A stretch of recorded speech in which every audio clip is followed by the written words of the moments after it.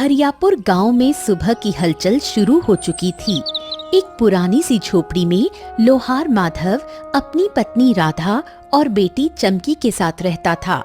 वो अपनी दुकान पर जाने की तैयारी कर रहा था। तभी राधा ने चिंता से उसे कहा, आखिर कब तक हम गरीबी में जीवन बसर करते रहेंगे माधव?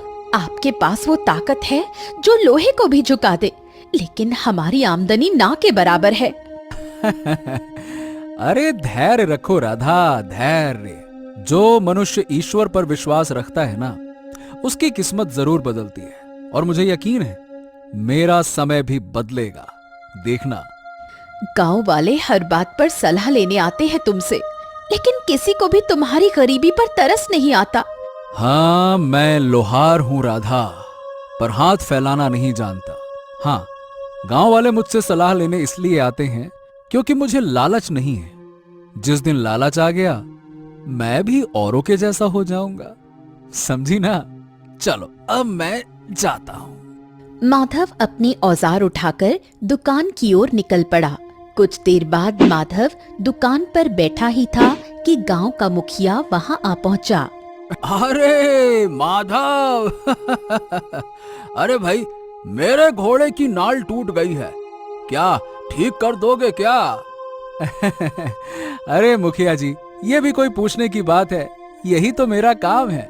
चलिए, शाम को खुद नाल ठीक करके आपके घर ले आऊंगा, ठीक है ना? अरे लेकिन इस बार क्या है ना कि माधव, मेरा हाथ थोड़ा सा तंग है, अभी कीमत नहीं दे पाऊंगा। ओहो, अगर देंगे तो अच्छा, नहीं देंगे तो और अच्छा, कोई बात नहीं। अरे आप गांव के मुखिया हैं, मुझे कुछ नहीं चाहिए आपसे। हाँ, वाकई में तुम सचमुच में बहुत अच्छे लोहार हो माधव। जैसा तुम्हारा काम साफ है, वैसे ही तुम्हारा मन साफ है। गांव में और भी लोहार हैं, लेकिन कोई भी तुम जैसा नहीं है। चलो, नमस्ते, बहुत बहुत धन्यवाद। मुखिया मुस्कुराता हुआ वहां से चला गया। माधव काम में लग गया। अब शाम ढलने लगी थी। माधव लोहार मुखिया के घोड़े की नाल ठीक करके धीरे धीरे उसकी हवेली की ओर बढ़ गया। वहां पहुंचकर उसने देखा कि मुखिया बलदेव और सुखदेव के साथ किसी गंभीर चर्चा में डूबा हुआ था।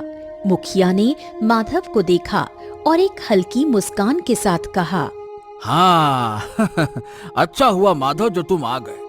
मैं तो अपने नौकर को तुम्हें बुलाने के लिए भेजने ही वाला था। माधव ने चारों ओर की गंभीरता को भांप लिया और संजीदगी से बोला, क्या बात क्या है मुखिया जी? आपके बलदेव चाचा और सुखदेव के चेहरे पर चिंता साफ झलक रही है, क्या बात? हाँ, तुम सही समझे माधव। तुम तो हमेशा से समझदार रहे हो और तुम्हारी सलाहों ने गांव का भला ही किया है हर बार। तभी बलदेव ने बातचीत को आगे बढ़ाते हुए कहा, हाँ, असल में बात यह है माधव कि गांव की सीमा पर एक भेड़िया दिखाई दिया है, मगर ये कोई सामान्य भेड़िया नहीं है। कद काठी में बड़ा, आंखों में खून की प्यासी चमक, और अब तक कई यात्रियों को मार चुका है वो।